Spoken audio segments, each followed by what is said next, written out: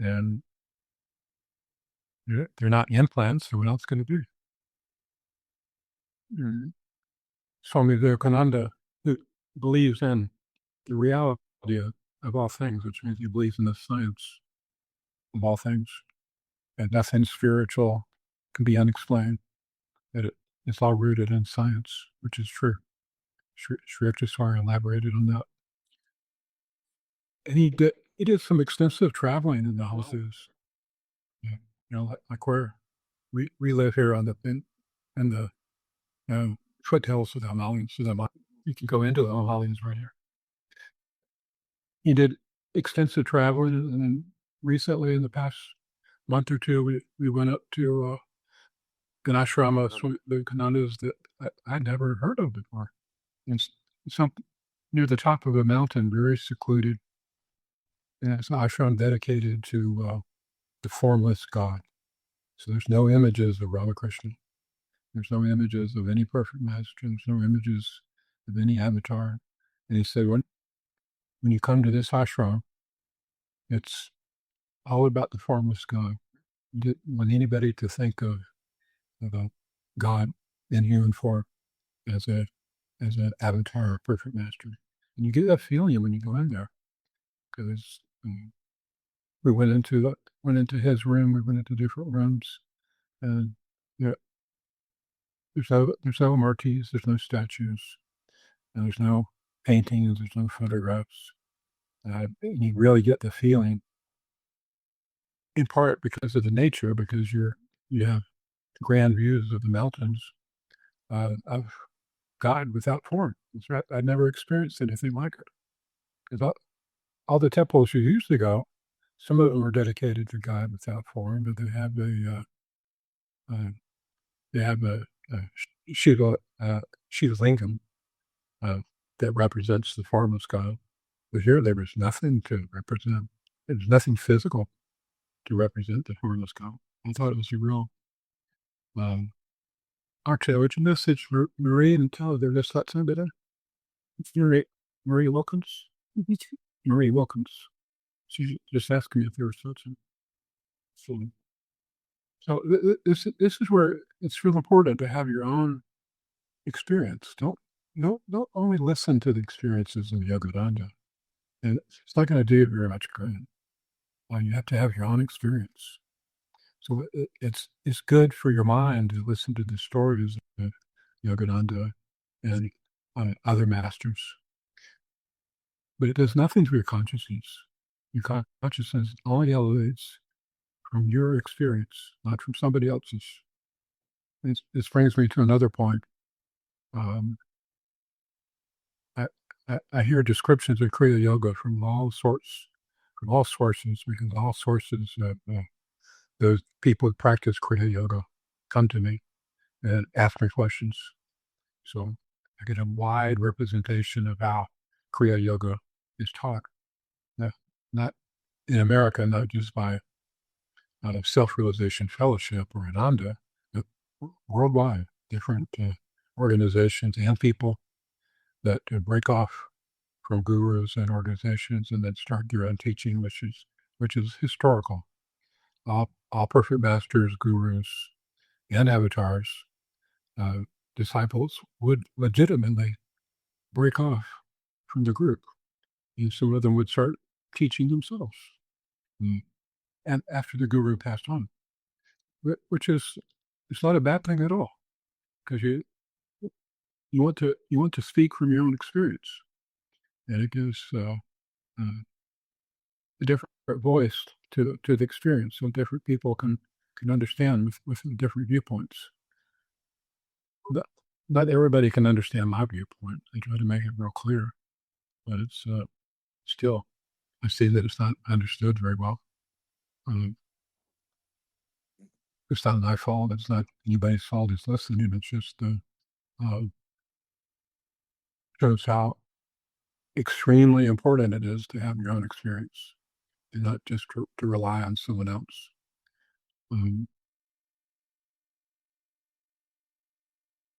So I've been experimenting with AI just to ask it questions. on everyday things that I think about. So I was just thinking, what will AI say about Kriya Yoga? I kind of had an idea, because if you go to Kindle and you look at any newly published book on Kriya Yoga, they all say the same thing, and all of it is inaccurate. There's not one single one that's accurate. They're all inaccurate because they're based on people's intellectual understanding of what other people have said about it. None of it, not one single one, is based on their own experience. There's a few who say that it is, but they're obviously fake. It's not true. Just by listening to what they say, it doesn't match with what the scriptures say. And you can always tell if something is true by match it with the scriptures, match it with fairly modern scripture, potentially, even though it's thousands of years old. And Sri Yukteswar's book, Holy Science. And of course, the Gitas, the Upanishads. There's lots of Upanishads, but they're all authentic. They're all real. And so true experience is going to match with what the scripture said. So this is an interesting thing. I'll go back to Kriya Yoga. But, Paramahansa Ramakrishna was an avatar. Devotees and disciples would gather around him. He was not a formal, traditional person at all. His brother was the priest of the Kali temple, which we've gone to. We really love, because that's where Kali manifested herself to Ramakrishna in his life.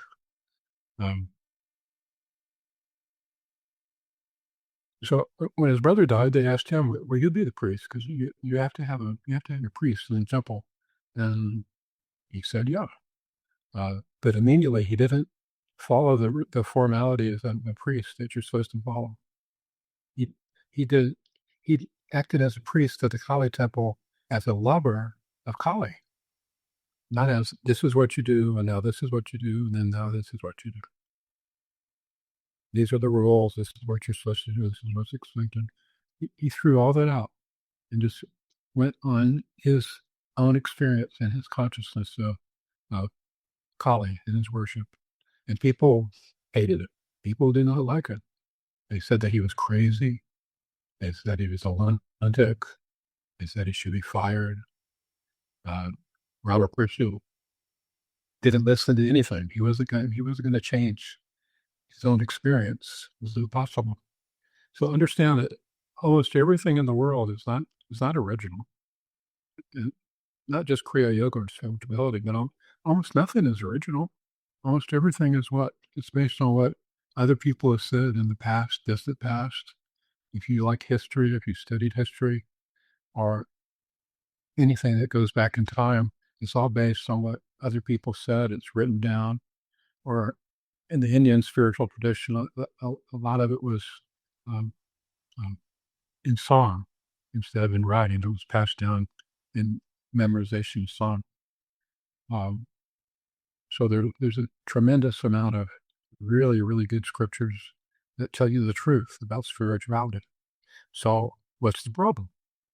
Well, the problem is very few people understand them. Even something as simple as the Bhagavad Gita, which is very simple.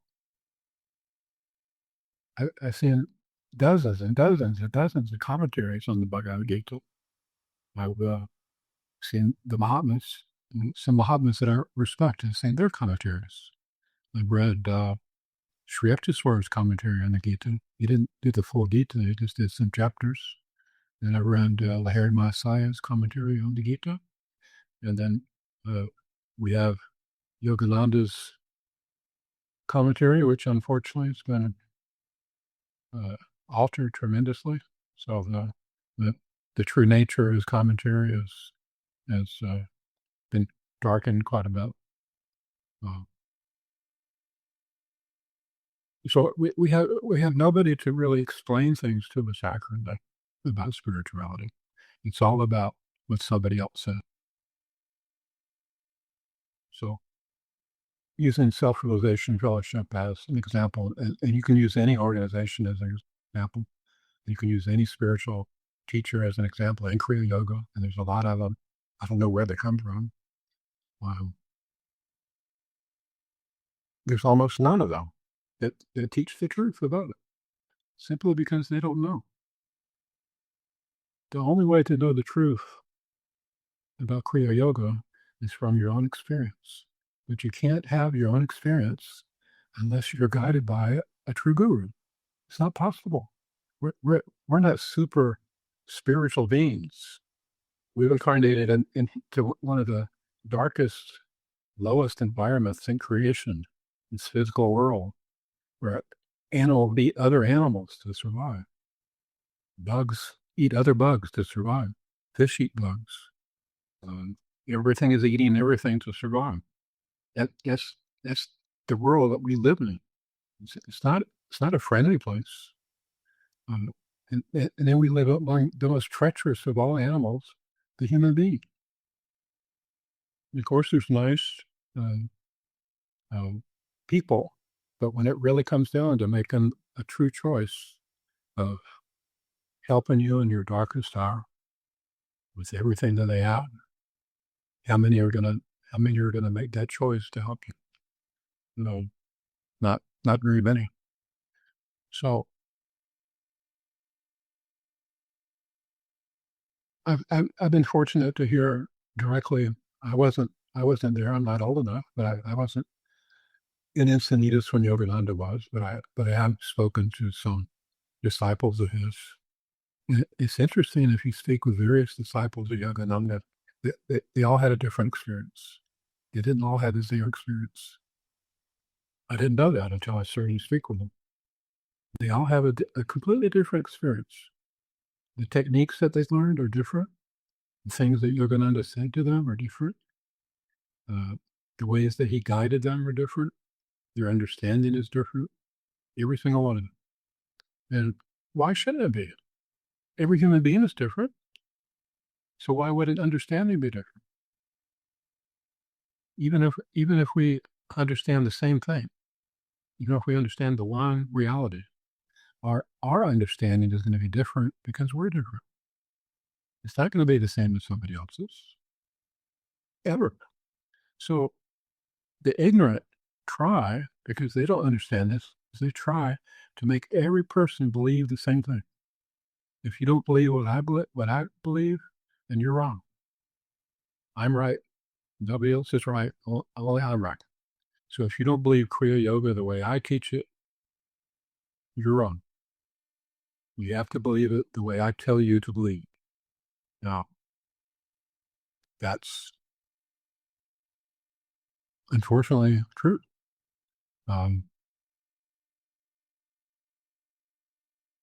Here, I'm going to read you something from Ramakrishna. I think on pages at random, and I look at them. This is Paramahansa Ramakrishna. He would spontaneously go into nirvikalpa samadhi. This happens because he has no impurities. All of his vasanas, karmas have been destroyed. And it's easier for him to go into a pure state of consciousness than it is to live amongst the situations, to live in situations in the world, which are all relative and all corrupted to a certain extent. So even in samadhi, you came out of samadhi. And a devotee was witness to that. He said after a long time, Sri Ramakrishna regained consciousness of the world. So he would go into samadhi sometimes for 30 minutes, 45 minutes, sometimes for an hour. And then he saw the devotee, he started speaking with him. That was there. He said, this is just spontaneous. Something happens to me in that state of consciousness, referring to the consciousness that he was just in. So he's going to describe it. Now I feel ashamed of myself. In that state, I feel as if I were possessed by a spirit. Now, this is a description from an authentic experience. I cease to be my own self. While coming down from that state, I cannot count correctly. Trying to count, I say 1, 7, 8, or some such thing. That he's just being factual. Can you imagine counting 1, 2, 7, 8? And the devotee says, it is because everything is one. And Ramakrishna says, no, it is beyond one. It is beyond two.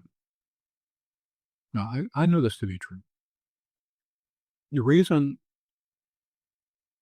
reason withers away. God cannot be realized through scholarship.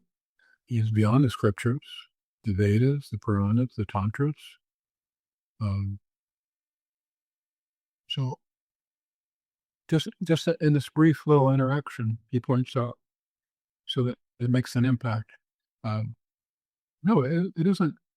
It isn't because everything is one. How many times have you heard spiritual people say everything is one? They don't know what they're saying. They just heard it repeated, and then you hear it, and then you're in the right situation. You might say the same thing. Well, everything is one. No, it isn't. It's beyond.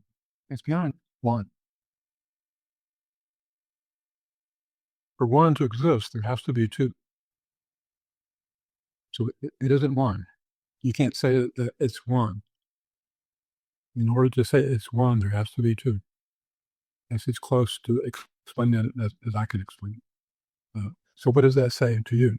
It says it has to be your experience. So Kriya Yoga teachings, Kriya Yoga lessons are all trying to teach you something. Was Yogananda taught Kriya Yoga by Sri Yukteswar? Was an emphasis taught being on the teachings of Kriya Yoga? Did Sri Yukteswar ever say, these are my teachings? Did anybody ever say, these are the teachings of Sri Yukteswar? No, never. To imply that these are the teachings of Sri Yukteswar means that these are his, not someone else's. This is his unique take on God. No. Our gurus would never participate in such a stupid thing. But we see every day, based on the teachings of Yogananda. This Sunday sermon is based on the teachings of Yogananda. Well, why isn't it based on what you experience? You've been practicing Kriya Yoga for 30 years. Tell us what's based on your realization.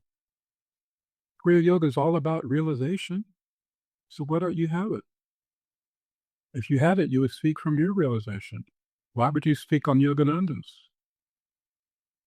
This is what Yogananda wanted. Cannot anybody understand this? No, they can't. That's why it's impossible to make any meaningful progress in Kriya Yoga without a guru to guide you. Not to teach you, but to guide you. There's a big difference between teaching somebody and guiding somebody. Teaching, there's just information. That's the last thing you need. You don't need information. You've already got tons of information. What has information ever done for you? Now, in this age, we're diluted with information. If you want to know about Kriya Yoga, you can ask anybody, anywhere, anytime. And you can read about it from anybody, anytime. So, for fun, it just occurred to me with AI. Why don't I ask AI? What is the Kriya Yoga of the God-realized masters today of Kriya Yoga? And who are the God-realized masters of Kriya Yoga? And what is Kriya Yoga based on their experience? And AI had a problem with that. It kind of AI usually gives you very direct answers that are based on its intellectual ability to shift through things that have substance and things that don't have substance. And it does it pretty remarkably. But with Kriya Yoga, it was terrible. So it gave me an answer, and immediately I saw the answer was wrong. So I'm just who I am. I'm not a smart person. I just barely got through school. And as an American, I barely got through school. I didn't go to school. I tried not to. And I challenged Jim and I on what they said about Kriya Yoga. And Jim and I surprised me. He said, "You're right. I was wrong." Um, and like, thanks for enlightening me. Uh, you're right. You said what you're saying is based on experience and fact. What I was saying was just based on magic and superstition. So I recognize that most things about Kriya Yoga is based on nothing very tangible. Uh, it was hard for AI to come up with an example of a Kriya Yoga, God realized Kriya Yoga. We hear about Kriya Yoga masters. It's usually the people who propagate themselves, advertise themselves as a Kriya Yoga master. You usually don't hear it from somebody else, from their experience. And then AI gave me some more information. The second one, the question I had, it was obviously not true. It was a very shallow, superficial answer, which is unusual for AI. And I challenged him on it, and he said, "Oh, you're correct again." And then the third one, I challenged, "Oh, but also correct on this, and you're correct on that." So AI, for what I can tell, bases its answers on all the information out there about Kriya Yoga. And so even AI doesn't have the higher take on Kriya Yoga, meaning the essence of Kriya Yoga. It relies much on superstition. And then I realized that it solidified for me, even though I realized it for a long time, that Kriya Yoga in the whole, and you can see this too. It's communicated a lot on almost superstition. I believe, or some magic in the air, some unseen magic that happens in Kriya Yoga. So one thing I challenged AI on was he said that Kriya Yoga initiation is a transmission of energy. And I immediately said, no, it's not a transmission of energy. It's nothing to do with transmitting. It isn't transmitting knowledge to you. The knowledge is already within you. How can a guru transmit knowledge to you? How can a guru transmit energy to you? The energy is already within you. And yet we're taught that it's a transmission. I see it in all the Kriya Yoga. You go to initiation and you expect the gurus to transmit through the initiator. And the initiator doesn't have to be a guru because the true guru is transmitting through the initiator who's in tune, supposedly, with the guru.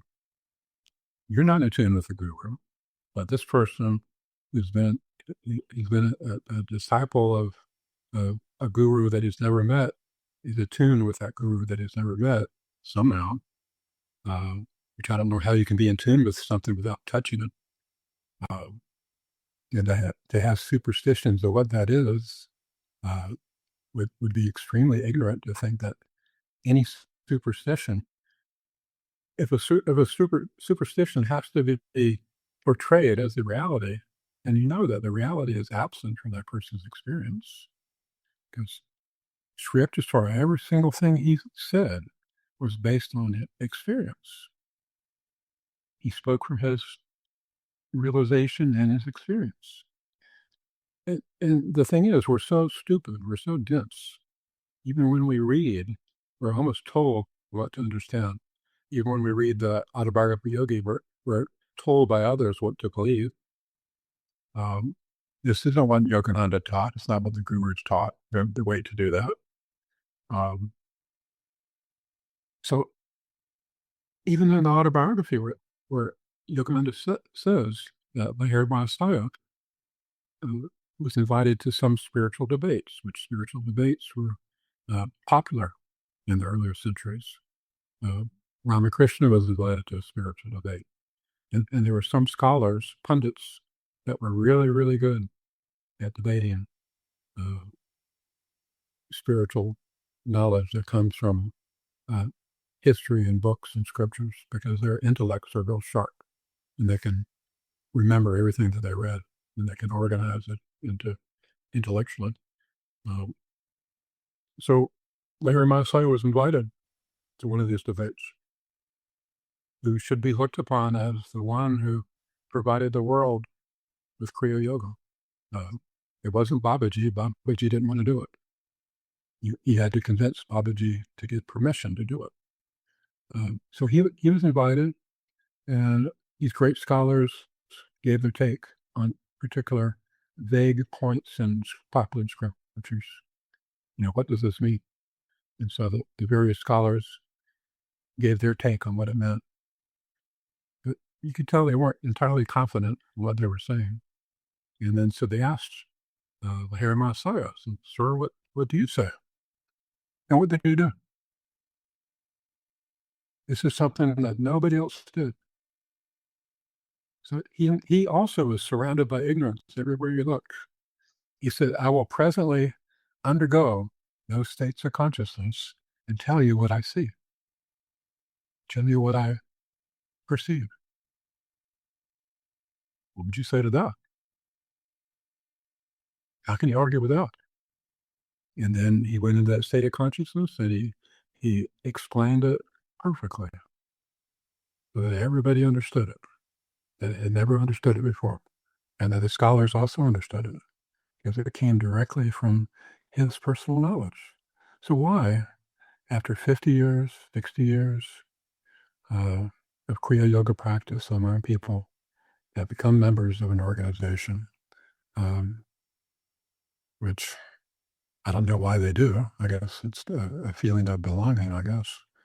I was told that if you become a member of the organization, if you become a monk, then you have credibility. If you're not a member of the organization, and especially if you're not a celibate monk, then you don't have credibility. That goes against every scripture I've ever been exposed to. I've never seen that throughout history. We go into ancient times in India, and sages and saints, most of them were married. They definitely didn't go to organizations. There weren't any organizations. And in Swami Vivekananda's time in Calcutta, there was a Brahmo Samaj. It was a popular organization, like organizations are today. You go there, and there's a teacher of the organization that people gather and that have a similar interest. With Kriya Yoga, it isn't true. Paramahansa Yogananda never set it up that way. That was not his intention at all. Anybody that implies that everything comes from one external source, understand that it isn't true. They're not telling the truth. And not because they're trying to deceive you, it's because they don't know. Don't you know that an ignorant person will talk about all sorts of things that they don't know about? They've heard about them, and they don't know about them, but they'll talk about them. We see it every day about everything, every single subject. People will talk about politics or uh, all sorts of scientific discoveries. People that aren't experts in the field, and they'll talk about it.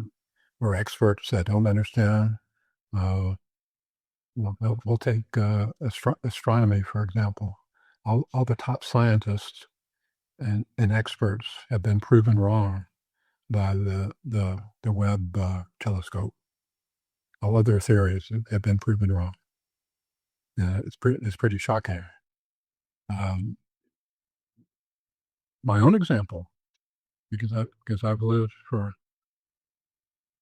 into my 7th decade now, and I look back on my life, I was always wrong. Always. I was never right about anything. Anything physical or anything spiritual. I was wrong about every single thing. And I observed my family, I observed other people that I grew up with, and I observed that everybody's wrong about everything. We're ignorant people, especially when it comes to spirituality. You have to understand that everybody is ignorant. Don't listen to them. Research it yourself. Realize yourself. Experience yourself. Meditate yourself. It's not a group project. It's a singular activity of going within yourself. In order to explore and connect and realize, you have to exclude everything external, every single thing. So what does it matter if you're at a Sunday Kriya Yoga service or if you're in your basement closet? Is the energy of the Sunday service, is it just so tremendous that you can only have it there? And then the basement closet, there's no energy. The energy of the canned lentils, maybe. Or you hear people that go to different places and they say, well, it's undeniable there's a tremendous energy there. In some places there are, because there is energy at various places, but that's not an energy that you connect with in realization and in meditation. I've gone to certain temples, like the Jageshwar temple, right? There's no doubt a tremendous energy there. When I go there, that energy possesses me. It takes possession of me. I know what that energy is like.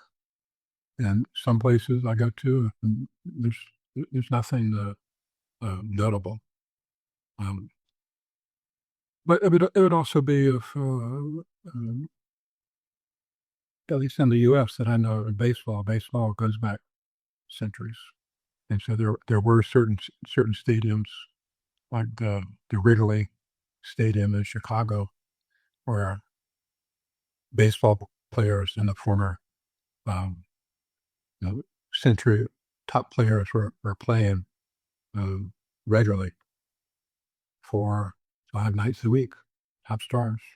And it continued over decades and decades. So when you go into that stadium, I mean, you have the feeling of, you feel an energy there. If you're a baseball fan. If you're not a baseball fan, then you just see an old building. So the energy that you feel in places is totally in respect to your own appreciation for where you are. Every temple I go into, it's a I see it as a representation of a place to worship God. So I respect every place I go into. I go in with a feeling of respect. When I was in Dakshineswar, I would go into the 12 Shiva temples, the Kali temple, the Krishna Radha temple, and other people were there. Some were real devotees, but most were on holiday. They went as sightseers to see the ancient artifacts, to see the ancient place, to see the geometry, the architecture. They didn't come as devotees. So those who came as devotees, which were in the minority, they would feel an energy. Those that came as sightseers or on holiday, they would feel the energy of, oh, well, I'm not at work, I'm not in the city. This is a nice, calm, peaceful place. I enjoyed my time in there because it was peaceful and there were beautiful chants going on and worship in the temples and the Ganges, and it felt nice, just like going to a nice place. So understand that you can only make progress in Kriya Yoga the same way Yogananda made progress. It's not going to be a different way than it was for him.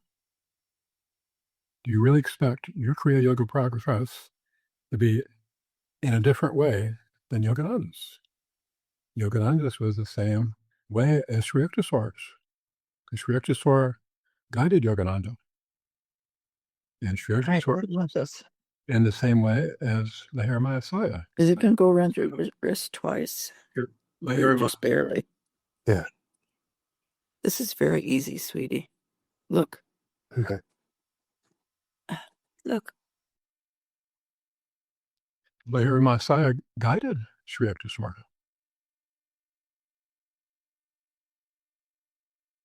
So I've met lots and lots and lots of people.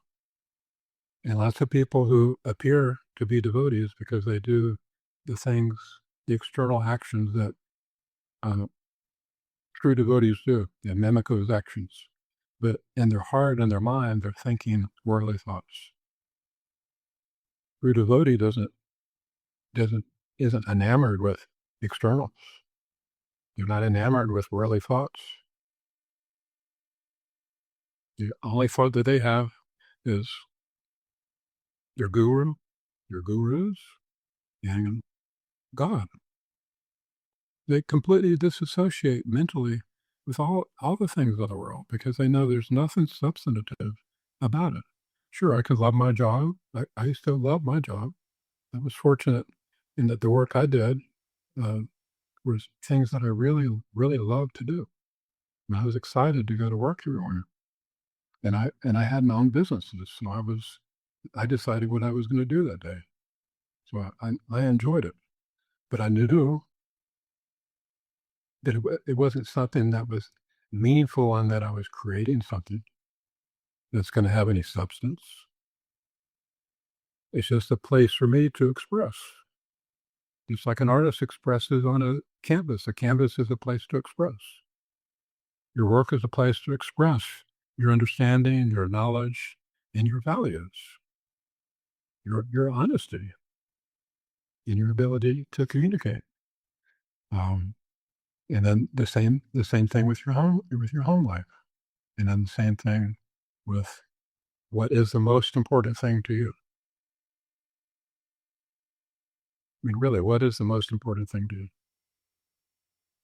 The real most important thing to you, not just a thought that you have, or what you wish it was. What is it actually? And then acknowledge that, and then face it. Say, I don't like what I'm giving so much attention to. I don't like wasting so much of my day. I don't like waking up with the wrong attitude and going to sleep with the wrong attitude. I don't like being frustrated, confused, the inability to express freely, being manipulated by other people, being told what to do by other people, being told what to believe by other people. And know that Kriya Yoga today is you're being told what to do by other people. If you don't do it like this, then you're not practicing Kriya Yoga. If you don't believe what I believe, you're not practicing Kriya Yoga. If you don't do it the way that I do it, the way that I believe it to be done, then you're wrong and I'm right. That has absolutely nothing to do with spirituality. That's not the basis for spirituality at all. And so why does this happen? It happens because where is the God-realized guru?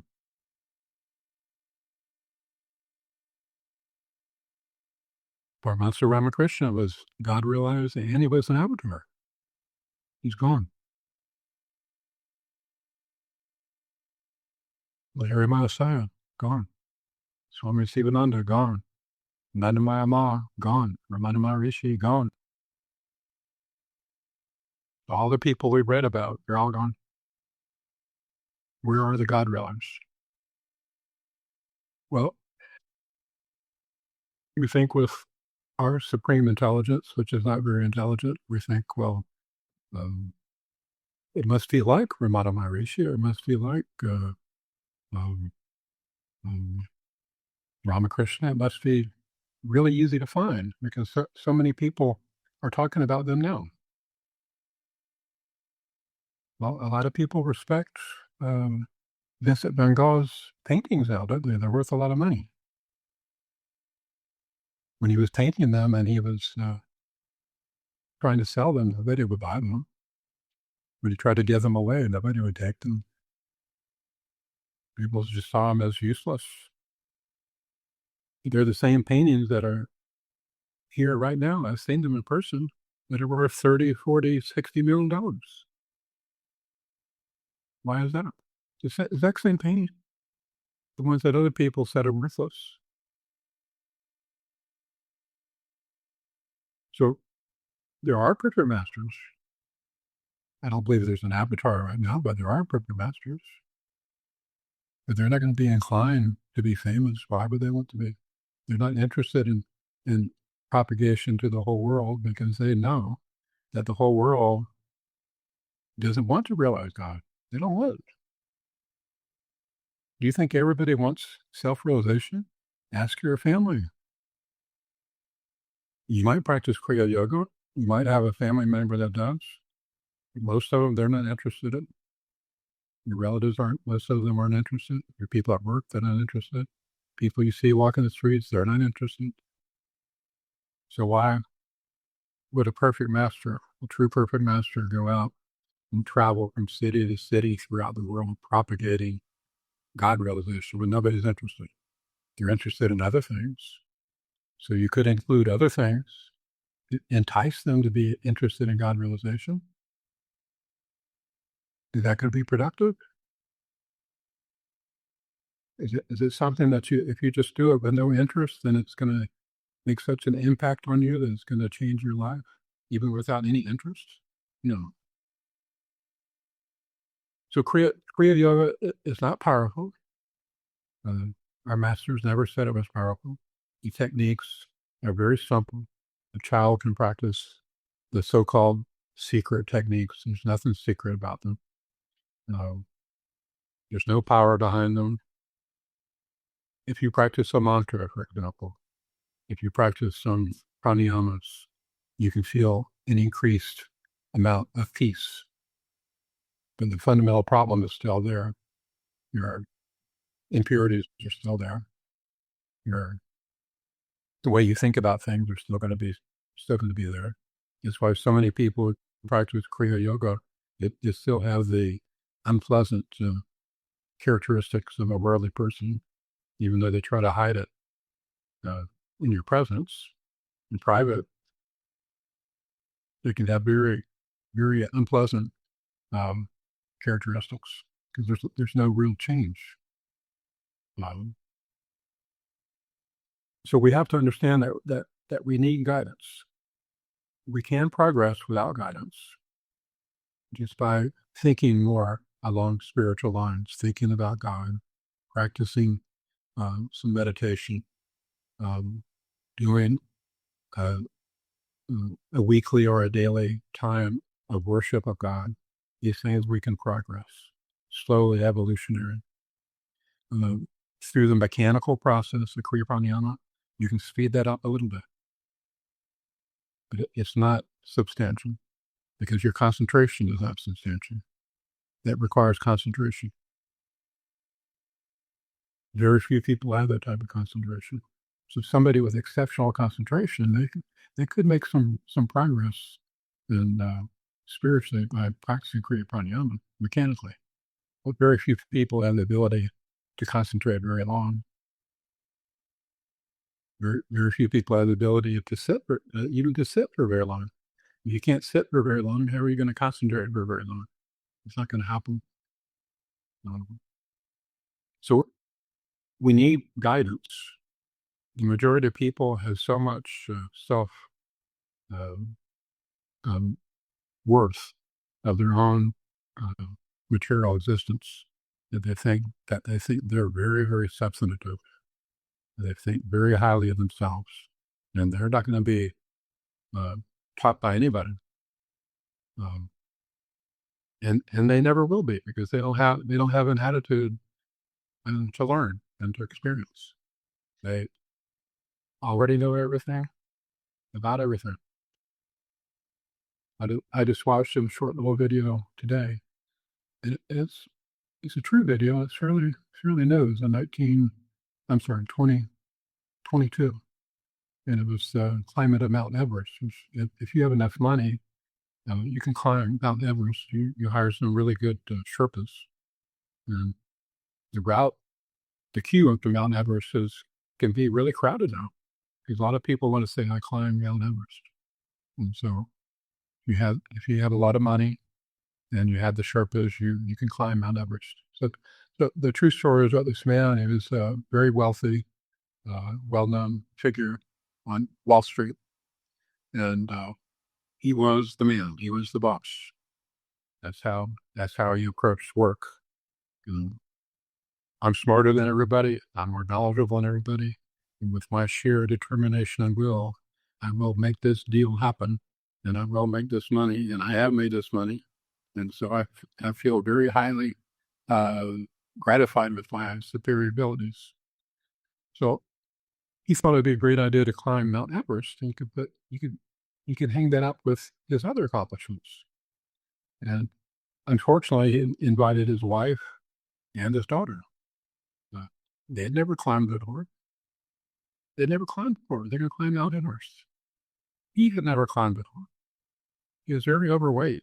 He was like over 250 pounds. None of them were in shape, but he was determined that he could climb Mount Everest, and he hired the best Sherpas. So it's a long, interesting story. But I've never climbed Mount Everest, but I have lived at very high altitudes, not that high, it was 16,000 feet. So you have to get climatized to that thin air. In Mount Everest, of course, it requires a lot to be acclimatized. It takes a while. You have to climb up to a certain point, but then you have to go down for your body to adjust. And then you climb up a little further and you go down. It takes a while. Well, he kept telling the Sherpas, hurry up, I can do it. There's a crevice, or there's a ladder. Just the ladder is put across the crevice between the snow. And you're supposed to hook yourself up to a safety line. And he was in a hurry, so he just sprinted across it without a safety line, and expected his wife and his daughter to do the same. So, to keep the story short, his daughter died. There was no horrible death. She started bleeding from the inside, and then it comes on very quickly. Even though the Sherpa said she has to go down, he said no. And then shortly after that, his wife died. And the Sherpas got word, your wife has died. And he did this. I'm going to make it to the top. This is how people are to different degrees.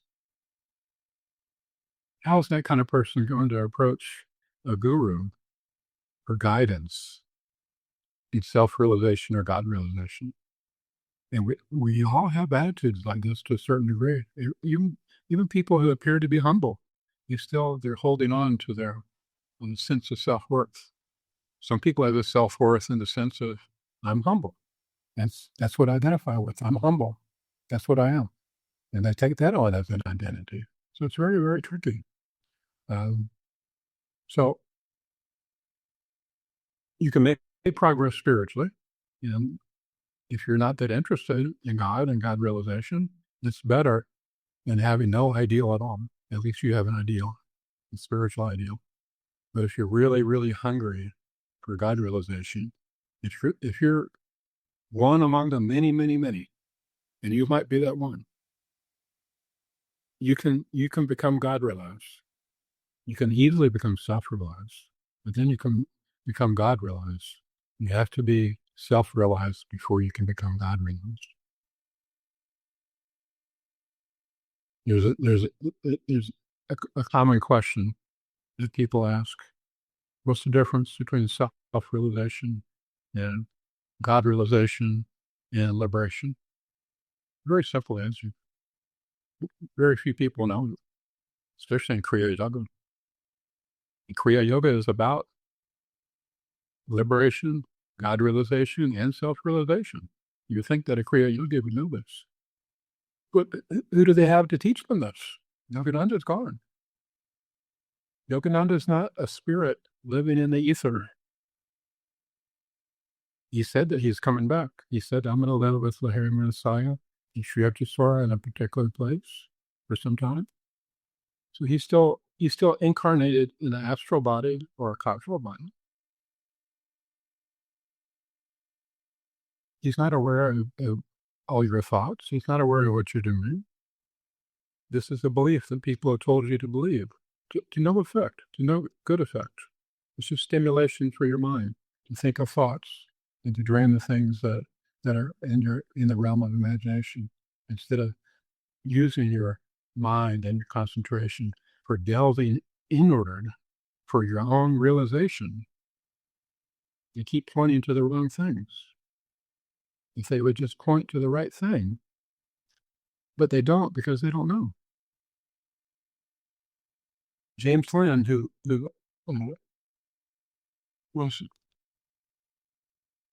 took over the organization, as Yogananda told him to after his death, he was a man of God realization. He was in a high state of consciousness all the time, like Ramakrishna I described to you. And if you ever, there are recorded talks of him giving satsang. You should listen to it sometime. He wasn't a great orator in satsang about various subjects. So, but he he only talked about his experience. It was all, the word he used the most often was consciousness, consciousness, consciousness. Now, what does that mean to you? It means that through Kriya Yoga, you go into a higher state of consciousness. And he said this, you go into a higher state of consciousness. So Kriya Yogis today, all the Kriya Yogis, are they going into a higher state of consciousness? If they're not going into a higher state of consciousness, then they're following the wrong path. The path is a path of consciousness, not of activities. God doesn't care what your activities are. He doesn't care what you do on Sundays. He doesn't care what you do on Wednesdays. He doesn't care if you go to satsang or not. He doesn't care if you meditate or not. He doesn't care if you're vegetarian or not. He doesn't care. God doesn't put any value into the spectacle, the movie of nothing, which is what this world is. It's nothing. And the gurus, the avatars, come to teach you it's nothing. It's a mirage. Don't put your attention on the activities of Kriya Yoga and the music of Kriya Yoga and the sightseeing of Kriya Yoga. Put all your attention inwardly on your own reality, on your own self, your own true self. Put your attention there. Experience it. Focus on it. Fall in love with it. When you fall in love with it, then you immediately travel great, great distances in consciousness with no effort whatsoever. Just like when you're in love, there's no effort in being in deeper love. If you've ever been in love before, you're in love. You're not trying to be in deeper love. People who are trying to be in deeper love are ones who aren't in love. So very few are in love with God. Some people are. You don't have to be highly experienced to be in love with God. You have no idea what your life was before. Your life could have been an extremely good life spiritually, so that you're born with a natural tendency towards consciousness and towards a love with God. So you're not especially interested in all the spiritual activities, but you feel a longing to be whole. You feel a longing to be free.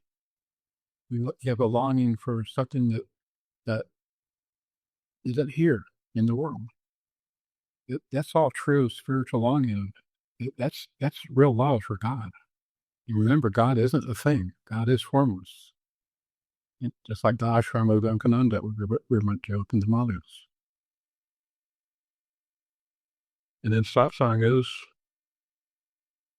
transforming. And you're listening to somebody, not a public speaker, but you're listening to somebody who's talking about their experience. I get the emails. Again, I'm just using them for. I like self-realization fellowship, but not I criticize them. I don't. I just use them as example. Maybe that's why they're there, so they can be used as an example.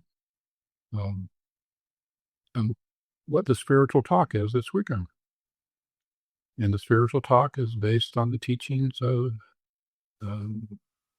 Yogananda.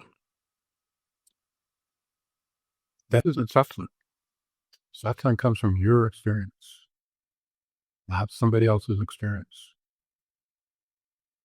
And you could say, well, I'm opening myself up to the spirit of Yogananda to be used as an instrument. Well, sorry, he's not going to be able to use you as an instrument if you have your own ego, if you have your own mind cluttered with thoughts and ideas that aren't true. How can he use you as an instrument? It'd be like, okay, let's say in India, someone was eat without a utensil. So your hand is utensil. And you go to mix the curry and the rice, and your hand's not cooperating. Your hand is able to. It's able to mix the rice and the curry, and it's able to bring it up to your mouth. So finally, you're able to get some rice, and you bring it up, and you try and get it to your mouth. Your hand does other ideas. So you can't represent a God-realized guru unless you yourself have a pure state of consciousness, like James Len did. James Len represented Yogananda. Well, what happened? You hear about James Len in the history books? Is self-realization fellowship based on James Len? You hardly ever hear about him. He was the essence of Yogananda's Kriya Yoga. Not all the activities. Better understanding of James Len would be a tremendous benefit for Kriya Yogis.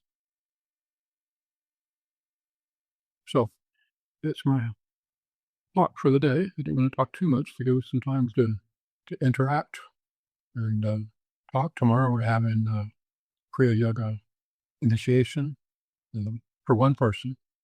And those who have been initiated before, not just by me, but any Kriya Yoga initiation, is welcome to attend to go over the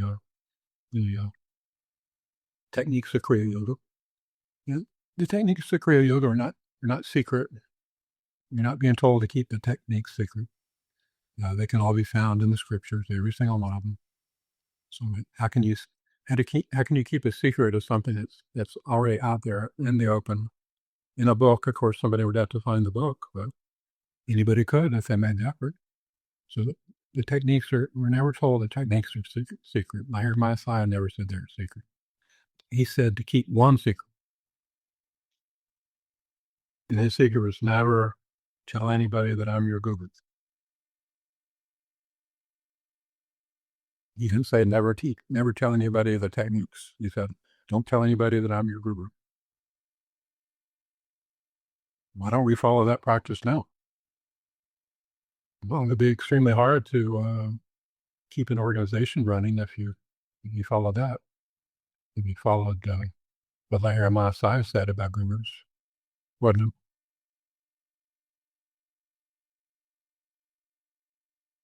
Personally, I'm never going to see it happen, but personally, I think it would be fantastic. Less and less emphasis on Yogananda, less and less emphasis on Babaji. But Babaji is avatar. Yogananda and our gurus are perfect masters, but we don't need to encourage them to help anybody. You're only going to be able to help those who are ask for help. And if they truly ask for help, they do it by going deep within themselves and quieting their mind, quieting their body, and then becoming fit to listen for any guidance that comes. You can't take any guidance from supreme beings if your mind is chattering to you at the same time. Sometimes, wow, I'm at the dinner table and I'm eating, and somebody here is talking to me. They're telling me something, and I'm trying to listen, but somebody over here is talking to somebody else about something, and I'm trying to understand what they're saying. And I hear what they're saying. But I don't make out anything because there's just too much noise. So I don't hear what anybody has to say. And that's what happens if you try to tune in with the guru, which I think is the what they talk about. That's what the talk is about this Sunday. Is how to tune in with a guru. Well, my answer would be, just like I confront AI, would be, first, I would have to know the guru, wouldn't I? Be able to tune in to the guru. That would be number one. How can I tune in with the guru if I don't know the guru? And not what my mind tells me. Do we know Paramahansa Yogananda? I went through the same thing. I never met him in person. So I picked up the autobiography of a yogi in a bookstore, and I read that. And I was extremely attracted to Paramahansa Yogananda. And over the years, I read every single book that came out about him, every single one, multiple times, and then spoke to disciples of his, had their take on your experience. And every one of them had a different experience. So how well do I know Yogananda? I would never tell you that I know Yogananda. Um, if he were to walk in the door, he'd come in and still look like he did in his physical body, I would recognize him. And you can look at him, and then I would look at this and see, oh, Paramahansa Yogananda. Is that what our facts are based on? On our eye, it can deceive us about everything. You can make latex masks now. If somebody decided to do it, they can make a perfect replica of Paramahansa Yogananda as a person in disguise. Suppose that person walked into a get together at Kriya Yogis. It would start quite a sensation. So, do we know the guru? The guru isn't the physical body. The guru tells us he's not the physical body. So why do we continue to think he's the physical body? So then the mind says, well, he's the spirit. So our mind, our idea, our intelligence tells us, well, the spirit is everywhere. So the spirit comes through anything external. So the bird might be the guru. The bird might be Babaji. I've heard people say that. That crow might be Babaji. Everything they're pointing to is external things that don't exist. It's extremely ignorant. The only way to know is in your heart. But what does that mean? That's not vague. It means in the heart of yourself, in the heart of your existence. So to be in tune with the guru means to be in tune with yourself. Not that you're the guru, but if you want to be in tune with Yogananda, be in tune with yourself. That's where you'll meet Yogananda. And if you're truly devoted to Yogananda, I understand that you can be devoted to a certain guru. It could be devoted to Ma Kali, for example. You can put the emphasis on the divinity of Ma Kali, the divinity of Yogananda, so that you could actually meet the real person, the real God, the real goddess, the real guru. But first, you would have to be pure yourself in order to have that meeting. And that goes by contacting your real self and then merging with your real self. There's nothing to do with thought. imagination, desire, any of these things pointed to anything external. And it certainly is an imagination. And it's not somebody else's imagination. And how do you realize your old self? It's very easy. A true guru can teach you how to do it right now. Only takes 5 minutes. Can you do it in 5 minutes? You can. I can show you how. Okay, so we'll have questions. Van Nevin, you have a question?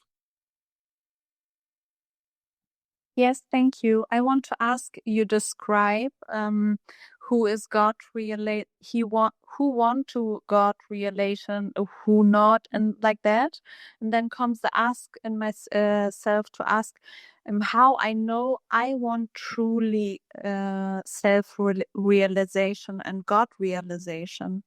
How I know I want that true. Maybe I thought I want that because you said about that, you know?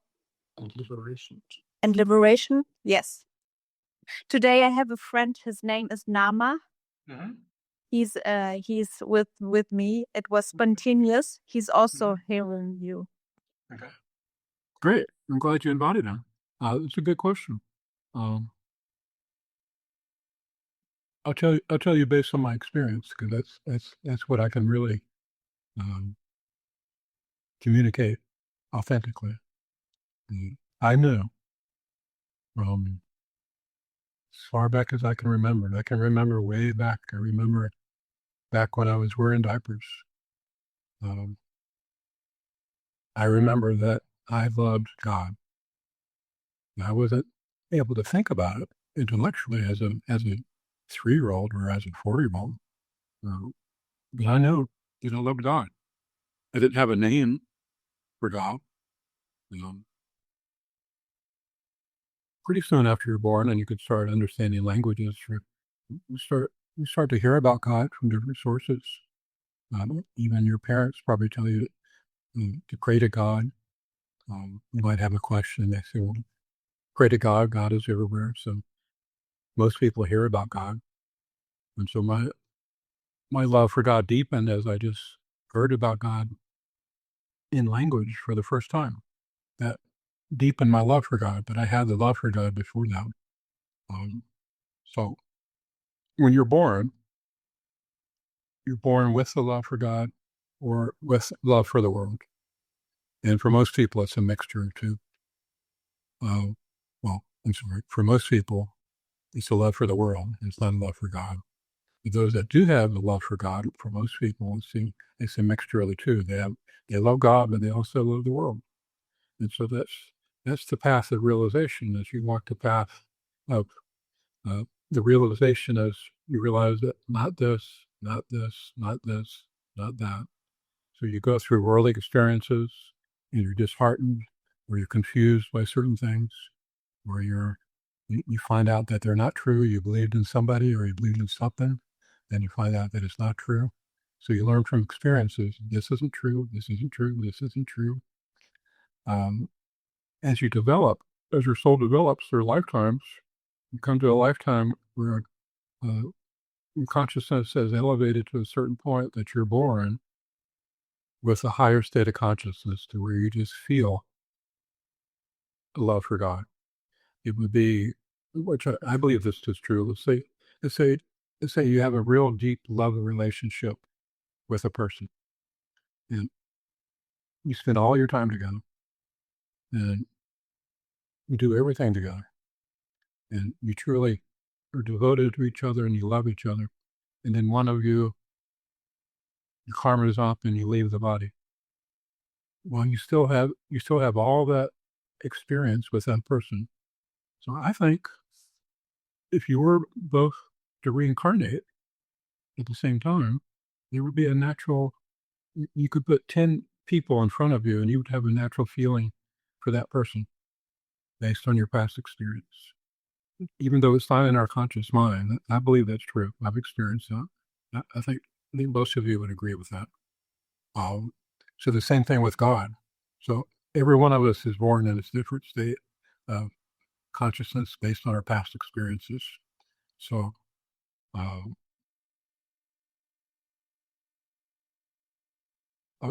a guru can see pretty clearly if a person truly loves God or not. It might be helpful to somebody to be told that they do have true love for God.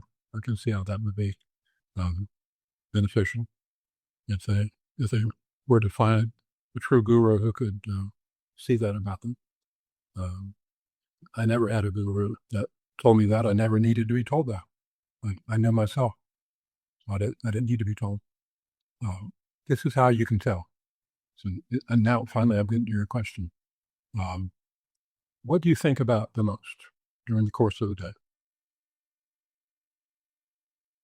Whatever you think about the most is what you love.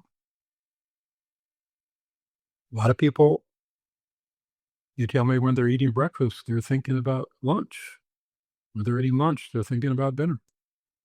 When they're eating dinner, they're thinking about the dessert later in the evening. And then when they have that dessert, they're thinking about what they're going to have for breakfast tomorrow. There's people like that. A lot of people like that. They're in love with food. Look at the body weight epidemic. Not so much in India. It's become much more in India than when I first lived here. But definitely in Western cultures, majority of people are extremely obese. It's because they think about food. And now there's a popular Manjura, I think it is, diabetes drug that if you take it, you will lose weight, regardless of your desire for food or not. So people will still continue to think about food, but their body doesn't want the food. They don't have the common human sense and ability to stop eating when they should. That's because they're so in love with food and the world, they become an unnatural person. So that's the case with most people who live in the world. And then we see some exceptional spiritual giants that see that the world is illusion. It's hard to make out these people because they behave just like we do. This is another fallacy in Kriya Yoga. You think that a God-realized person is going to behave differently than you. They're not going to necessarily behave different than you. There's a lot of people who will behave different than you are. Spiritual people. It doesn't mean they're God-realized. So God realization is a state of consciousness. It doesn't necessarily change your activities. But you will know the state of consciousness you're in. But you might not know that my state of consciousness is God realization. And this is the problem, but trying to learn about God realization from people who don't know. They'll say, well, of course you'll know. Well, what is it that knows about things? What is it that knows about things or the mind? People operate from their mind. My mind knows this. You can have God realization and not know it. Your mind won't necessarily recognize it. This is all through the Gospel of Ramakrishna. He didn't recognize most things that he was experiencing. Very little, actually. He would sit in his room with some of his disciples, and instead of having satsang the way we do it formally, they would talk about God, and they would talk about the scriptures. And somebody would have a particular Upanishad, and they would open it up, and they would say, sir, the saint in this Upanishad is describing one of your experiences. Ramakrishna would be real eager. Let me hear it, because he wanted to learn about his own experience. And then would read it, and then he'd say, that's what my experience is. So it's the conscious mind that knows about stuff.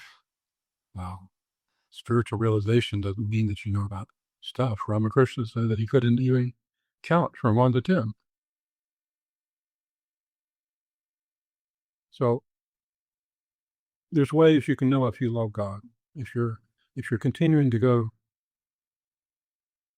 to satsang, not a talk, but to satsang, if you continue to go, not even necessarily knowing why you do. That's because you love God. Because that's what is presented here. That's what's discussed.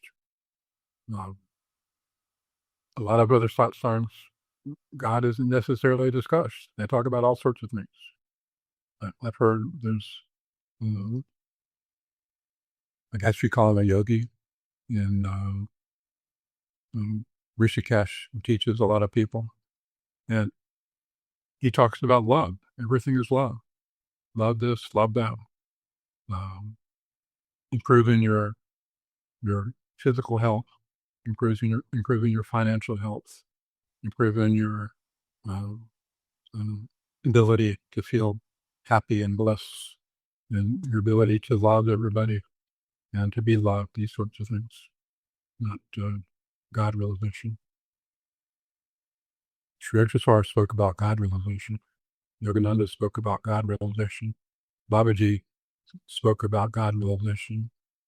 Lahiri Mahasaya spoke about God realization. Manavai Rishi, Nanavai Ma, famous saints that people know, spoke about God realization. Since as far back as I can remember, giving satsang, I spoke only about God realization. I don't speak about anything else. That sounds interesting. I might be interested in certain material things. My conscious mind is interested in them. And my vasanas are interested in them. Poses no danger to me. I enjoy certain things in the world more so than somebody else because I'm interested in it. I'll just use one example. I like watches. I've always liked watches. I don't know why. As far back as I can remember, I always had a nice watch. Then through the years, I became more and more sophisticated in watches and watchmaking, watch repairing, different manufacturers of watches. And I started purchasing better and better and better watches until I eventually started purchasing the most expensive watches. And I still love watches today. I sold all of my real expensive Rolexes. I don't have them now. It would be kind of ridiculous. But back then I really enjoyed them, but I'm still extremely knowledgeable about them. And I like talking about them. But it's based on my vasanas in my mind, not based on my heart. I suppose there's no trouble to me in my spiritual consciousness. So we can have all sorts of interest in the world, but our love can be only with God. It's very possible. So that's why when I initiate the way I guide you, I don't tell you to give up anything that you like to do. I encourage you to do more of it and become better at it and to get more experience of it, to really fulfill your desire of it. This is what I did with every one of my desires. And I took it to its absolute limit of experience and attainment. And then I was satisfied. And then I no longer thought about it ever again. Because I was fully satisfied with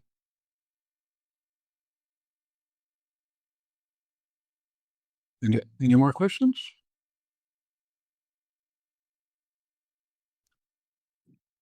Hello, my name is Naman, and I would like to know.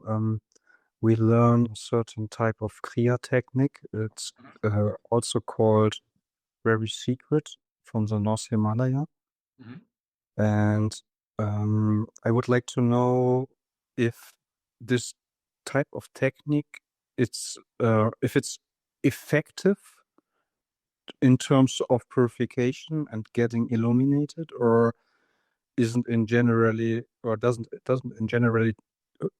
matter, doesn't be effective because it's a so-called secret and it's not open knowledge for everybody. Thanks. Yeah, that's a complete total fallacy that there's some secret technique that gives self-realization. First of all, it's ridiculous. It's not true. Over the years, I've learned hundreds of different kriyas. Kriyas just means action, means a particular technique, practice. So every meditation practice, every mudra, everything could be called a kriya. So let's just take Kriya Yoga, all the different kriyas in Kriya Yoga. There's some basic kriya techniques, and there's some very advanced kriya techniques. You would think, well, advanced is better, right? Beginning technique is good if you're a beginner, but you'll eventually have to go and practice the advanced technique because that's going to be better. That isn't true. In order to practice advanced technique, you have to know how to become breathless in meditation. Now, breathless isn't holding your breath. Breathless is a natural happening of your breath becoming more and more subtle spiritually, not physically, but more and more subtle spiritually. And it happens at the katasa, it happens here. So you start breathing through the spiritual eye. It's the best way I can describe it. But it's not breathing in and breathing out. It's just one point at the Agana chakra. And within the Agana chakra, the katasa, that's the spiritual place of the primordial vibration of Om. So you're meditating in Om. And through meditation on Om, you become breathless. And then there's some very advanced Kriya techniques you can practice that only in the breathless state. So the person who can't go into the breathless state spiritually can't practice those techniques. And those techniques are good techniques, but the point is, are they necessary? No, they're not necessary. They could be interesting for a yogi who has lots of time to meditate and is in a situation of life where they don't have a job, they don't have a family, and they can meditate as much as they want during the day and the night, which is the case with me. So I meditated day and night. But even then, the techniques aren't necessary. If God is within us, and if God is closer to us than anything else, which is true, we don't need to follow a long, convoluted path of techniques to get to God. We can go directly to God. So there's no difficult technique to be practiced. So some Kriya techniques are complicated. I could describe the most complicated one, and you could understand it, but you would see it as complicated, especially in light of if you're doing it while not breathing. But the very basic techniques, it's really all that you have to do. There's really only one technique you have to do that has to be done for pratyahara. And pratyahara is the actual removal of all your prana from your senses and into the sushumna. Actually removing the energy connection with the world, just like a tortoise bringing its limbs into its shell. You take all your sense observations into the shell, into the sushumna, and then it elevates of its own and goes up into the agana, it goes up into sahasrara.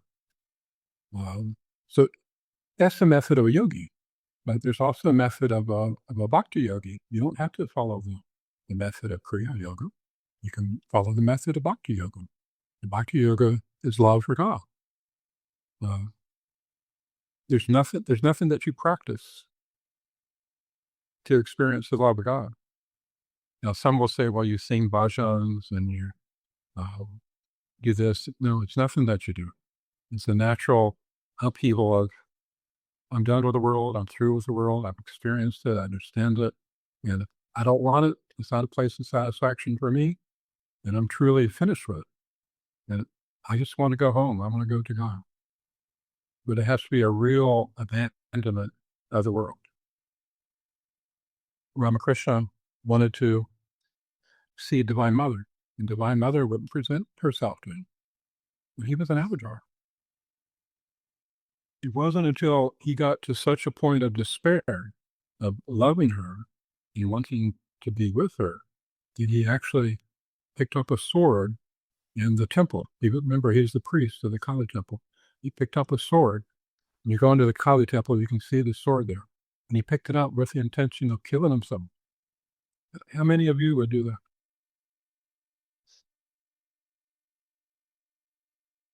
Ramakrishna did it spontaneously, and he was going to kill himself.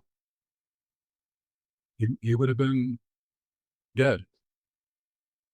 Right as he was about to pierce it through his chest, Divine Mother appeared to him.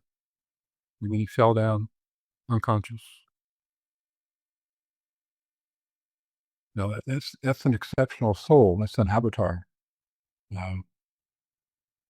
We can also have love for God, the same love. It might not be powerful like that, but it can still, because it is love. It doesn't have to be powerful. It just has to be love. God recognizes the love in a little sparrow, and he recognizes the love in a saint. He recognizes the love that I see out the window. We have wild peacocks that have little babies. I see the love between the mother and the babies. And we have wild boars. I especially like to watch them because you see the love between all the little piglets and their mother and their father. And I see the little bird that's making the nest up here, and then has little eggs and devotedly sits on the eggs, and then hatches, and then teaches the little birds how to feed themselves. First of all, she feeds them, but my father feeds them, and then teaches them how to feed themselves. That's also love. So love isn't difficult. The problem is it diluted by love for other things? Is it love for God, or is it love also for all the things of the world? So human beings mostly love the world. Otherwise, they wouldn't be here. And very few love God. But the ones that love God don't have very many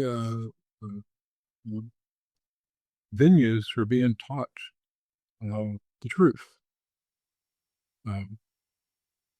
Religion, in its essence, has the truth, but religion isn't taught. The truth isn't taught in religions. Christ isn't taught in Christianity. Ideas about Christ is taught in Christianity, which Christ isn't taught. In the Hindu temples, the Krishna temples, there's the worship of Krishna.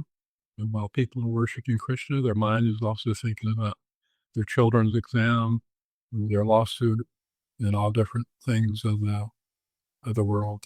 Their grandfather being in the hospital, all of these different things. You're concerned about all these different things. Whereas love is, you're concerned with one thing so much. It's like human love for another person. Romantic love. You love that one person so much. Everything else is excluded. Nothing else matters but being with that one person. It's similar to that. And so if you have that love, this is another good question that you asked. Well, how do I know if I love God? Here's another way if you love God or not. You really look forward to meditation. When you look forward to it, nothing's going to come between you and your meditation. When you go to sleep at night, you're thinking about meditating in the morning. You've already got it planned out. What time you're going to wake up, what time you're going to meditate. And you're not thinking about anything else. That's what you want to do. That's what you are going to do. That's because you have love for God. Because in meditation, you're in contact with God. It'd be like again, let's say I'm in love with a girl, and I can't be with her, and I can contact her on the telephone. But she lives in another time zone, and so we arrange a time to meet. Say, well, in my time zone, we'll meet at 4:30 in the morning. Am I going to forgive? about calling her at 4:30 in the morning? Am I going to go to bed that night distracted by some worry or problem that I'll forget about calling her at 4:30 in the morning? Am I going to check all my clocks to make sure all my clocks are set to the right time? Of course you will. You're going to make sure that all your clocks are working so you'll know the right time? Yes. And all this is true. Nothing's going to come between you and that phone call. I remember one phone call I made with somebody that I loved. I was, it's the middle of the winter. I was in Denver, Colorado. I was living in Miami, Florida at the time. And I flew to Denver, Colorado. I was working a job, doing artwork for a magazine. And the girl that I loved, we agreed all the time to call. Back then, the only phone you had was a payphone. There weren't any cell phones. I didn't have any money for a payphone. I didn't have a jacket because I was in Miami. The flight to Denver, I never was able to buy a jacket, so I didn't have a coat. It was below freezing. It was snowing, heavy snow. So the time comes up. I ask somebody if I can borrow 25 cents. And I give me 25 cents. And I said, you know where the nearest payphone is? And they point out the window down on the street. On the corner, there's a payphone, but it's snowing. So to make sure that I called her at the right time, I went out in the snow with no shoes. I didn't take time to put my shoes on. I was barefoot, and I didn't have on a coat. And I remember calling her. And I was so, is she going to pick up? Is she going to pick up? Is she going to pick up? Now that's called being in love. Now, the question was, how do I know if I love God? You do the exact same thing with satsang, and you do the exact same thing with your meditation. I know because I did that. I was put in a situation where I was young. I was only 16, so I had no involvement with the world. I wasn't attached to my mother and father. I was living on the Ganges in the Himalayas. I had no possessions other than a blanket and a dhoti and a t-shirt. And I was with Mahatmas. I was with perfect masters. All I did was attend satsang, and I meditated for 12 to 14 hours a day with concentration because that's what I wanted to do. And I did that every day. And in some of the ashrams, there was satsang, and the ashrams on the banks of the Ganges. It was always at a certain time. It was usually 7:30 at night. I was always the first one there. And there were Mahatmas living there, renunciant Mahatmas. I was also renunciant, not formally. I was always the first one there before any other Mahatma.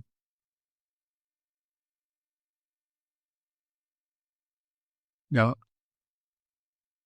the satsang's there, 7:30. The guru's there that gave satsang. If you came at 7:31, you weren't allowed to attend.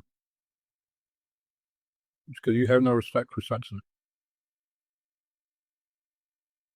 The guru said, go away. No, you have no respect for satsang. If you have no respect for it, it's of no value to you. So if you're a minute late, no, you're not allowed. And if you think about it, that would be entirely true, wouldn't it? But suppose I made that phone call at 30 minutes after I said I would. She would say to herself, he's not really that interested in me. He didn't call me on time. He didn't call me early. He called me late. At least he called me. And then you make arrangements for the next day, and I don't make the phone call at all. And then what would she think? She said, well, he's not true. He's not in love with me. God does the same thing. God, throughout all the scriptures, we've heard firsthand that God protects his devotees. I just told you what a devotee is. God does protect his devotees. His devotees have nothing to fear from anything. Literally, I'm not afraid of anything. I've never been afraid of anything. A lot of difficult things have happened to me. Have never minded. Anker.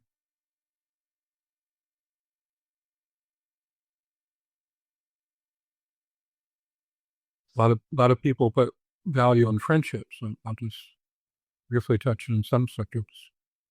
Most of us put value on friendships, that we accumulate real good friends throughout life, people we can count on, and that's considered a good life if you have good friendships. I never had friendships, ever, and there's not one single person I was there was my friend. Definitely not my best friend, because I didn't associate with people. I didn't want to. It came between me and my meditation. Why would I want to? I never went to parties. I never went out to dinner. I never dated. I never went to the movies. I never went on vacation. I never studied at school. All I did was meditate on God and read about God in the ancient scriptures. That's all I was interested in. And listening about God from the Bibles. That's all that was interesting.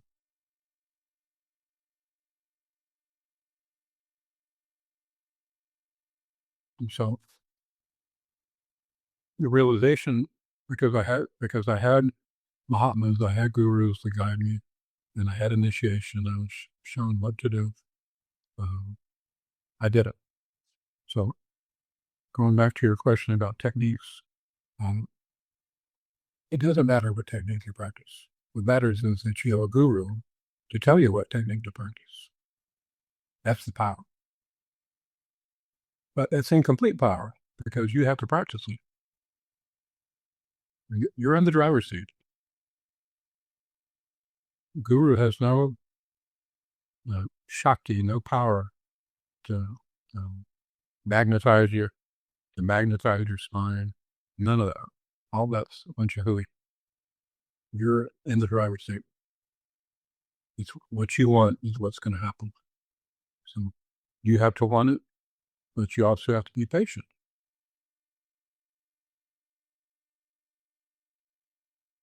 Fortunately, I was born with patience, incredible patience. It doesn't have to happen for me today. I never had the attitude it has to happen today. After I had instruction from a guru, before that, yeah. And after instruction from a guru, all that matters is that I follow the instruction and the results. I'm doing my part. And whatever God is willing to give me, that's up to him. So I was happy. And then realization came at the appropriate time. And came at the right time.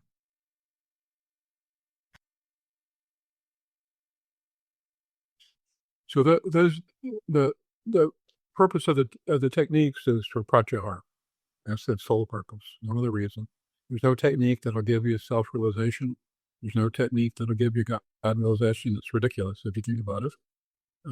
A physical technique with your hand or a physical breath, the way you do a breath or the visualization, that's going to conjure up, influence God to reveal himself to you. No. God only reveals himself to his true devotees. His true devotees are those that involve God. Not the ones that do things, but the ones that have that love that come from their being.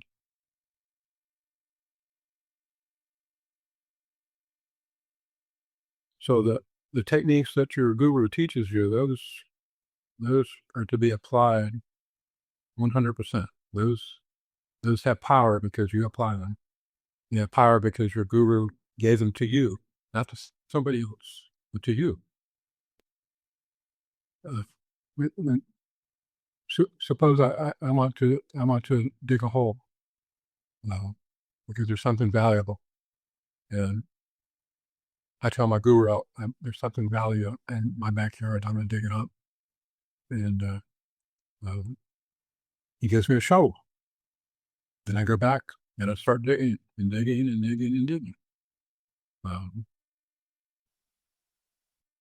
and then I strike the treasure, something of real value. And then others want to know, how do I dig up something of real value? And they say, well, you get a shovel, and then you dig in the appropriate place.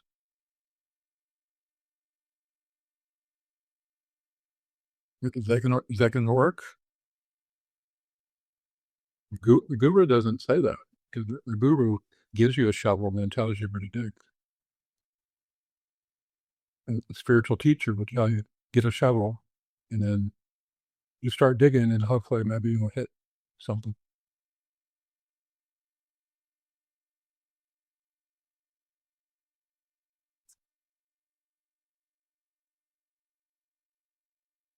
So the best books to read are the ancient books, the Gitas, the Upanishads, everything that Shankaracharya taught. Shankaracharya taught really, really well and easily way to understand. Gita is very direct, but understand that when you read these scriptures, it's not with perfect understanding. It's just for association. It's just for association with the fact that a saint was influential in the scripture coming about. Not for the fact that you're going to understand something. Some say, well, read the sutras very slowly and contemplatively and search for the meaning of what's in the sutra. What they're really telling you is how to read properly, not to read fast to the extent that you're just looking at the superficial meaning of the words they're being used. Look a little bit deeper and what do I think was meant by that in the choice of these words? Because different words have different meanings to different people. The scriptures aren't going to reveal anything to you. It's only after realization that you'll understand the scriptures. Because then you'll say, "Oh, I know that. I recognize that. I knew that. I recognize that." But you would have to have the realization first. Scripture's not going to give it to you.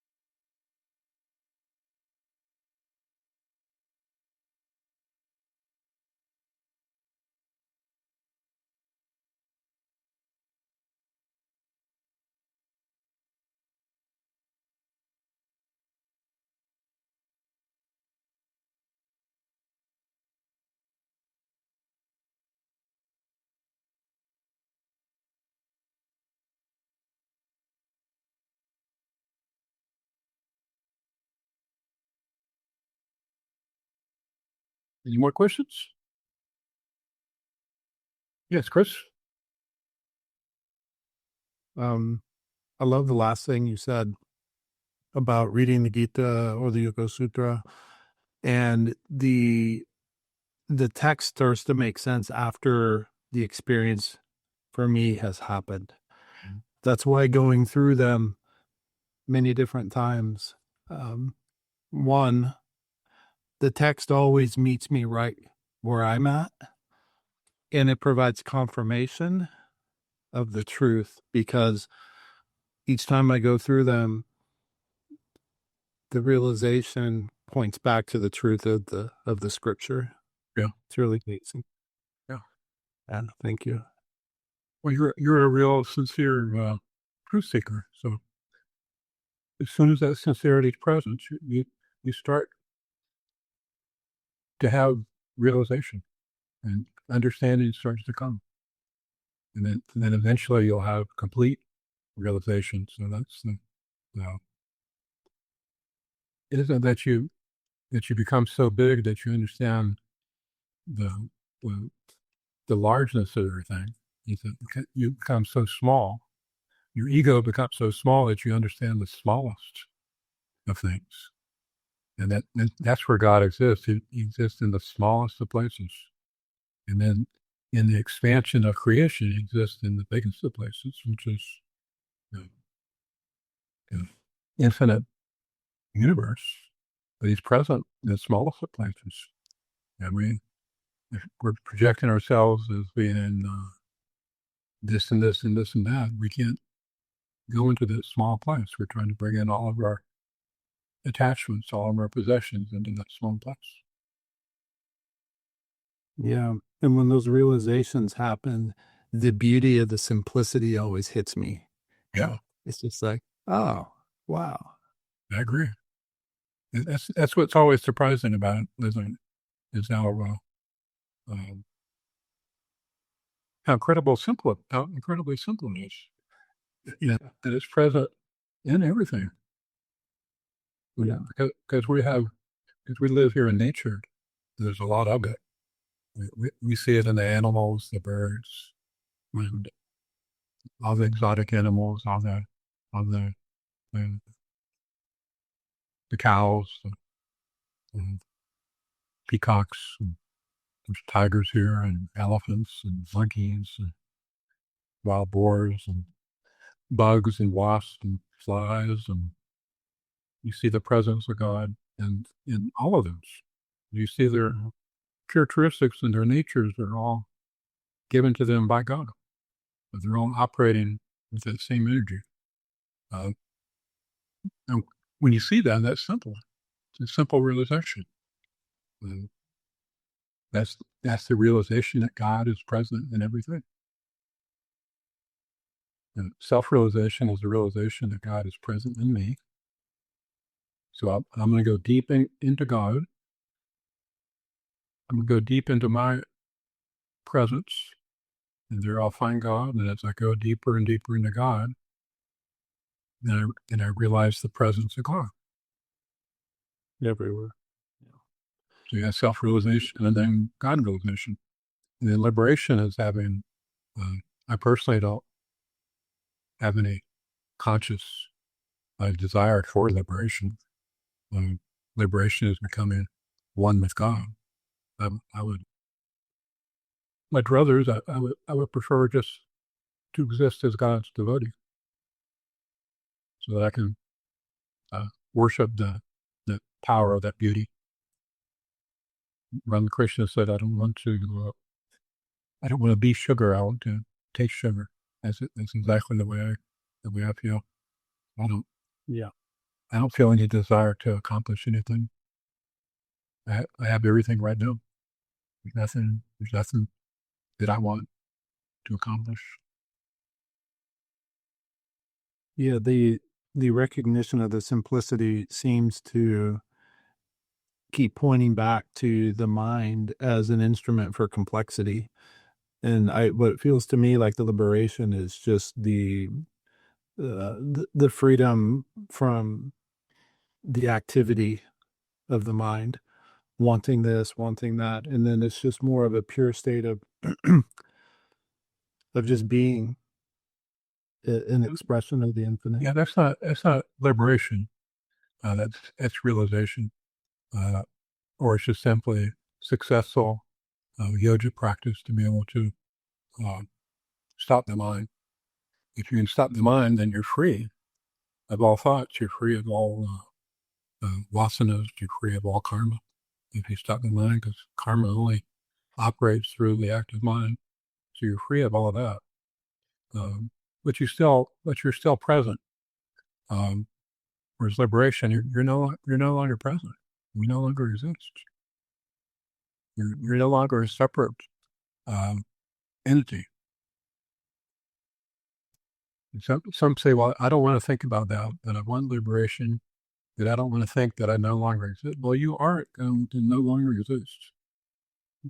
So if you're afraid of that, then you don't have an understanding of what liberation is.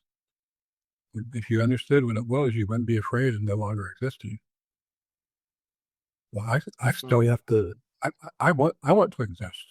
I want to exist as God's devotee. I don't care.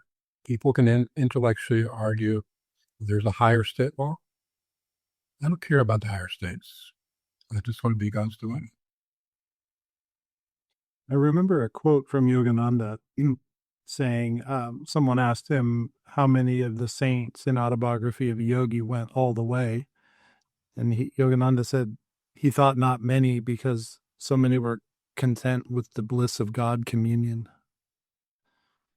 That made me think of that. Yeah, liberation is actually extremely, extremely rare. Because once you leave the physical realm, and you start to inhabit the astral realm, and you become free of the astral realm, and you inhabit the causal realm, which is the mental realm. You're face to face with the reality of God. It's like a thin veil, so you can experience everything of God, which God's nature is bliss. So you're completely, totally contented and knowledgeable at the same time. So why would there be any more than that? There's really no need to have anything more than that. You know that you're one with God. You know how beautiful the nature of God is. What's the need to become with it? You already know that you're one with it. So, myself as an individual, I don't have any desire for it. I don't think it's possible to have a desire for it. I think people that talk about liberation, they're just desiring, I don't want to come back. I don't want to have to reincarnate back and do this terrible life and drudgery of physical work. They don't understand what it is. But when Yogananda was asked that question, he said, "Sir, is your father liberated?" He said, "Certainly he must be." That's based on not understanding what liberation is. And Yogananda said, "No." He didn't hesitate. He said, "No." He said he was too attached to his family. And if we look at the autobiography of Yogi, his father's family was extremely important to him, as it is for most fathers. Their daughters, their sons, they want them to do well. They want them to have a good life, a successful life. You can be a devotee of Lahiri Mahasaya and meditate and practice Kriya Yoga and still be concerned about your family, but you're not going to have liberation because of that. You don't have the understanding of what your family is. You don't have the understanding of what God is. Obviously, your family only became your family. They weren't your family before you were married and before you were born. And you are going to leave the earth. And in his case, some of his children left the earth before he did. So what is the family, actually? And what about your neighbor's family? Don't you care about their family? Their sons, their daughters. So it's not based in truth, but it's a strong, strong compulsion. So you think that Yogananda's father would be an extremely advanced soul, but no, not necessarily. It was obviously a good soul. Right. To say that he was a master or liberated wouldn't necessarily be true at all. Would you, the idea of the real work in our spiritual lives is to cultivate that willingness to let go little by little as we increase the capacity to let go of those bigger things like family and relationships, such as that. This is all a conversation for somebody who doesn't have love. If I If I fell in love with somebody, I could have the mother, father, I could have my brothers and sisters. They could want me to stay in my hometown and work in the family business, and the whole family is real tight and together. And I meet somebody, I fall in love, and you don't care about any of that. You're really, it's not that you're even giving up anything. You no longer want it. You only want one thing. And it's not because it's not because you made a decision to give them up. You have no other choice. You only love that one thing. That's what love is. And realization really is based in love. It isn't that we're making a Herculean effort to give up. If you're making a strong effort to give up, you should just go ahead and pursue your desires, do your sadhana, and pursue your desires. It's the best way to improve spiritually in life. If you have desires to work out, it's best to pursue them while doing sadhana. Don't try to renounce. I've never tried to renounce anything, but I've renounced everything, and I have a lot more to renounce than most people. Much more. It didn't require any effort on my part. I just very easily left everything without a second thought. That's because I knew what I wanted. So some people approach the spiritual path in that way. That it's a long, arduous, studious path of identifying what their problems are, identifying what their attachments are, and trying to overcome them, or trying to detach themselves from them. That's a negative approach. The positive approach, even if you have those, which almost everybody does, just put all your effort into your sadhana. So first thing in the morning, put all your effort, make that the priority for the day, your sadhana in the morning. And then every time there's an opportunity for pure satsang, attend that. Make that a priority. And you'll progress very rapidly. You could progress in self-realization in hours or months. It doesn't have to take years. Yeah. I like that. Thank you. Increasing our capacity for love. Yeah. Beautiful. Okay, so initiation is tomorrow. Anybody who's been initiated anywhere by anybody is welcome to attend. I'm not going to teach anything revolutionary in regard to somebody else. It's all it's all the exact same in the essence. It's not any different.